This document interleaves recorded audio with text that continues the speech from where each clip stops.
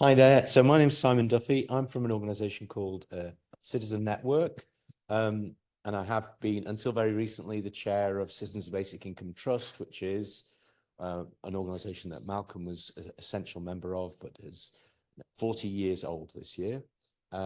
So I've been kind of involved in the basic income work, but I think in a slightly more peculiar way. Not my academic discipline is philosophy, and my practical work is like social activism, really. So I'm not coming at this from a kind of research academic perspective.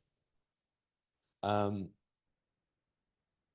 suppose I think the logic of these talks actually has ended up working quite well. I think you could see what I'm going to do as a kind of hypothetical attempt to construct before your eyes a narrative that I think is my way of telling a story about how basic income could be given meaning in the public understanding.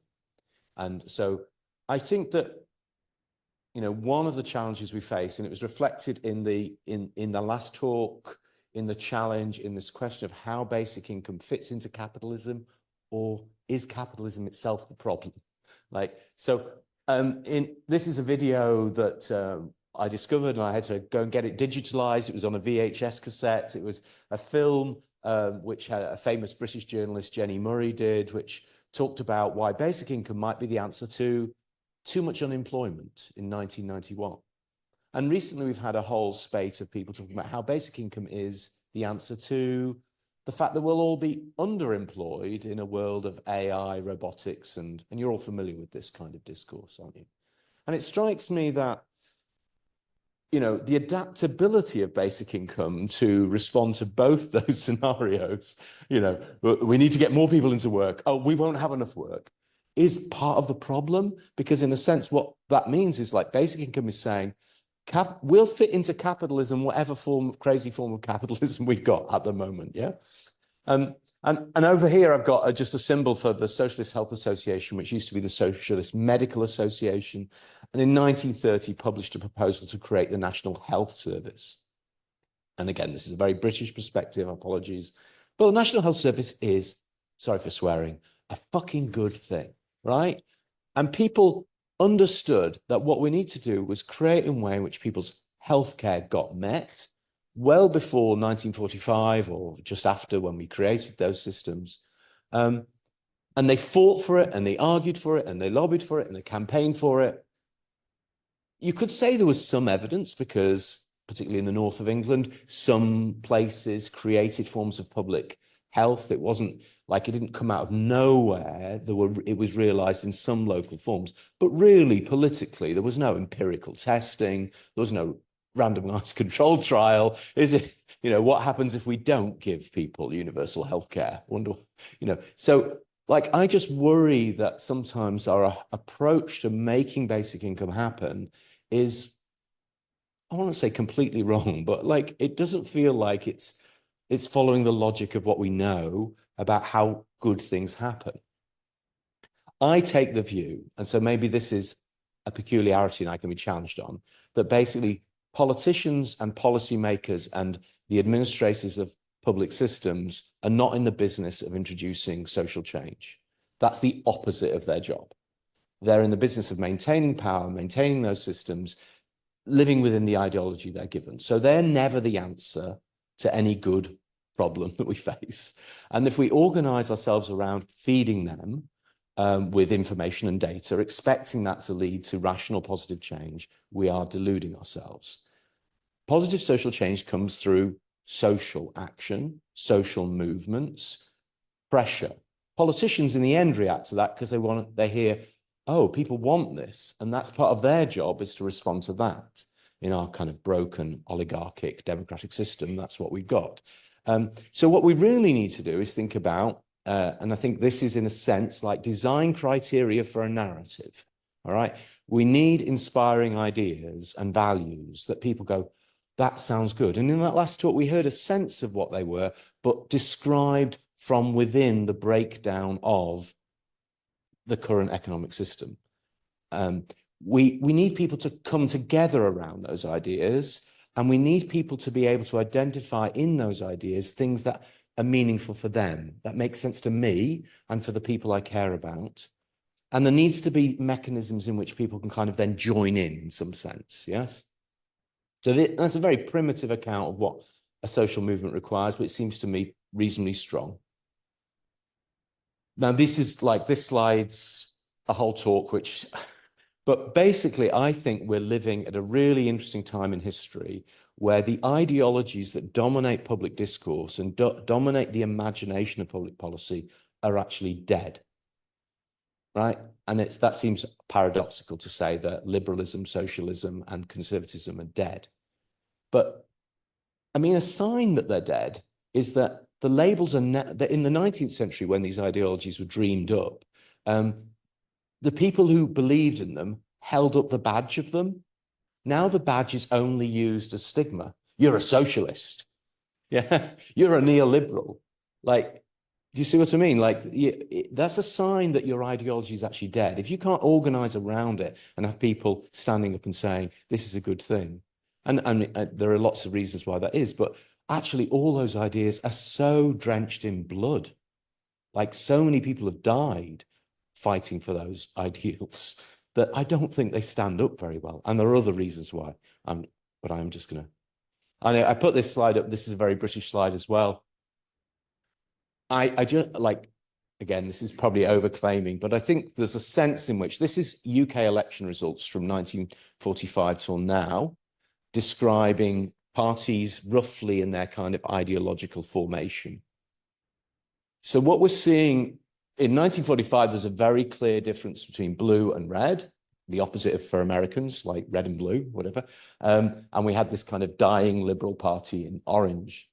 Now we've got really a lot of black, kind of the upsurge of fascism in its extreme right. The fascism has taken over the Conservative Party.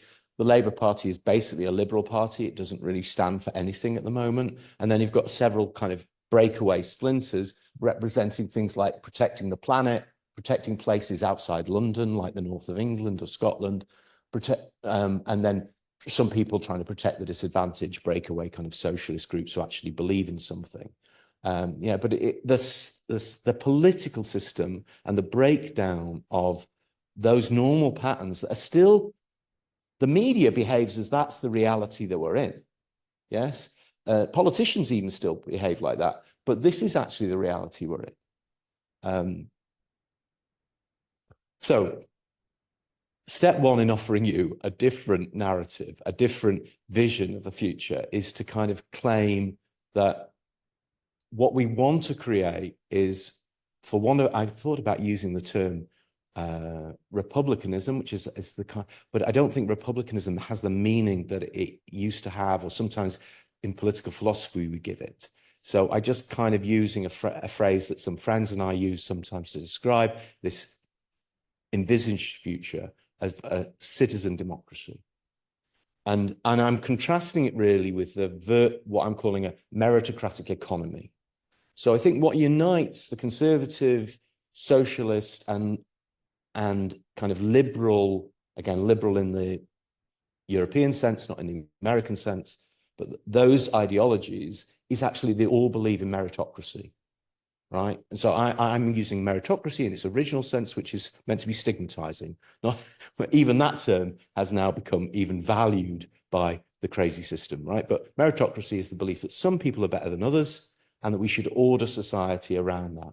And the only difference ideologically is that, you know, liberals believe it's about economic performance, socialists believe it's about a kind of moral virtue and intelligence, and conservatives believe it's about having a landed estate or something, I don't know, you know, like having grandparents who are very powerful and rich, and you should do so too, you know. So they have different visions of how you qualify as the best, but we should be eliminating that thinking from our thinking. That's my contention.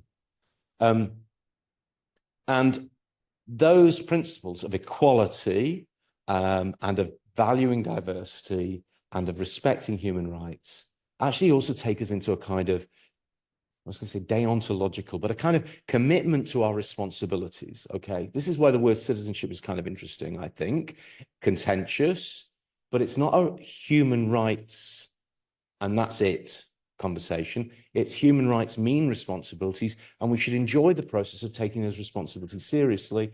And this is a kind of picture of what some of those responsibilities are: taking care of the planet, sharing our resources fairly, yes, making decisions together, welcoming the stranger, taking care of each other. That's a way of kind of picturing what our responsibilities would be in a citizen democracy. And this is a framework just to show you that there are people like me. I'm not alone in talking about citizenship in this way. It's got nothing to do with a passport. This is a book that me and my friend Wendy, who's a woman with learning disabilities, produced called Everyday Citizenship. So citizenship for us has got nothing to do with passports. It's to do with being someone who thinks that they belong and have responsibilities in the world to themselves and to others, okay? And if you think through the component parts of having self-respect and sharing in a community of equal respect, again, I'm not going to give this argument. You have this kind of picture of things, which again, there's a whole story here. So again, in this story, which I am not going to articulate for you now, money plays an important role, and actually an egalitarianism plays an important role. Helping people avoid poverty is an essential component of being a citizen, because poverty destroys citizenship. It destroys your sense of status and position and abilities to live with meaning in the world. But so does wealth, right? So this is a story about money not being a good thing, but having enough money and not too much money being a good thing.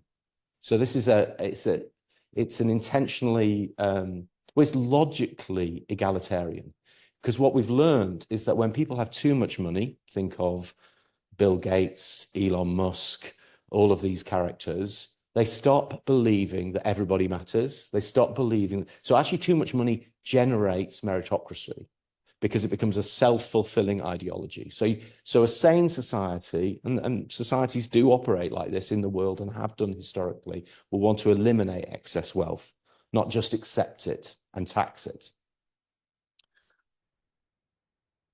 Sorry, I am rattling, I know, but I'm trying to create some, I hope this is going to provoke some reaction. So I'm trying to get enough space to leave some. So some of this actually also leads me to also play around with the definition of basic income in ways. So I add in a sufficiency clause, I think, in the world I imagine. I also add in not a simplicity clause, but an adjustability clause, because everybody's needs are not the same. And I don't know, like cash even, I'm starting to think, like, wouldn't a citizen democracy really want to encourage local spending as part of a community development process? So almost like even cash for me is like, I'm starting to think, is there a better way of thinking about that definition? So again, if you frame the conversation about basic income, not with basic income at the front, but with some other goal, but in this case, I'm proposing citizen democracy, I think you might then come at basic income like, well, how does that definition serve the goal we want to create? And obviously, you can have a different perspective to mine. But, money is, and the other thing, and this was reflected in Gudrun's talk as well, most of the utopian proposals clearly recognize that we need other stuff besides money. And actually, yesterday we were having a basic income, basic services conversation, which was very civilized. But even that, I think, is too limiting. Actually, services are only one part of something much deeper we need to think about around our democratic structures, our civil society, the way we provide support to each other, the way we think about education generally. What are we educating people for? When and when? How do we educate? If you believe in citizen democracy, it asks some very big questions about the social structures that we create. And money is then just one tool in the thing that we're trying to create. And I think this goes to the previous speaker's point too.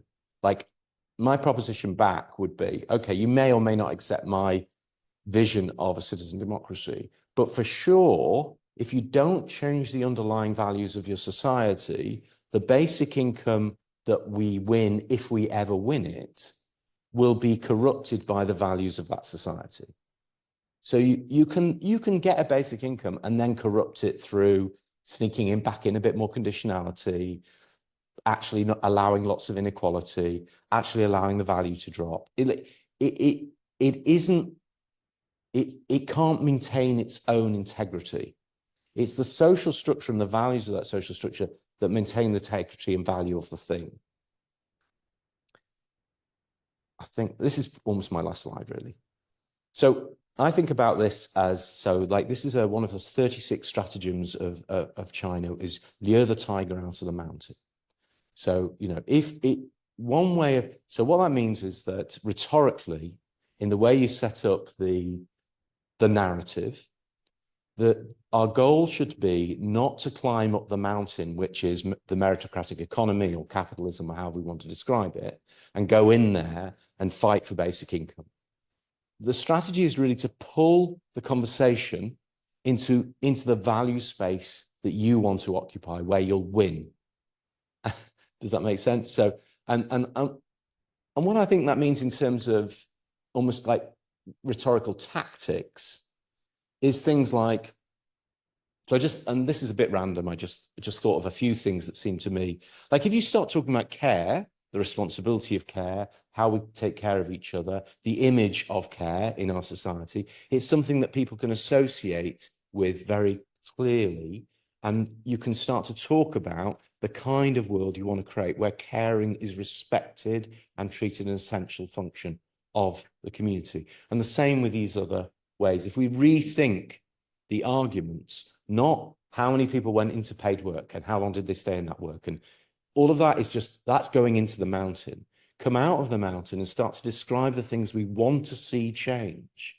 We want to see rewilding across our land. We want to see regenerative farming. Yeah. We want to see people leave bad jobs. Why doesn't we make that a metric? We talk about it, but we don't. Do we really measure it? I don't see that in the way we're talking. And really, fundamentally, are we changing the kind of democratic landscape? Because actually, it's the democratic system itself that underpins any structure like basic income, which is just a function of the democratic system. It's a political choice.